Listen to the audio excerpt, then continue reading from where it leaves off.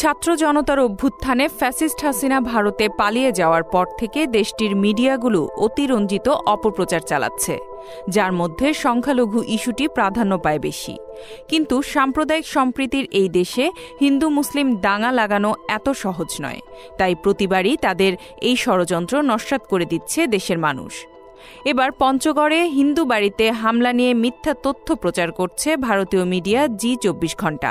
কিন্তু সরেজমিন দেখা যায় একদমই স্বাভাবিক জীবনযাত্রা সবার। স্থানীয় সনাতন সম্প্রদায়ের মানুষরা জানিয়েছেন, সৌহার্দ্যপূর্ণ পরিবেশে বসবাস করছেন সবাই। কোথাও কোনো হামলা বা মন্দির ভাঙার কোনো ঘটনা ঘটেনি, এমনকি নির্বিঘ্নে ব্যবসা বাণিজ্য করছেন তারা। এ বিষয়ে পঞ্চগড় থানা পুলিশ জানায়, কোথাও কোনো বিশৃঙ্খল পরিবেশের সৃষ্টি হয়নি।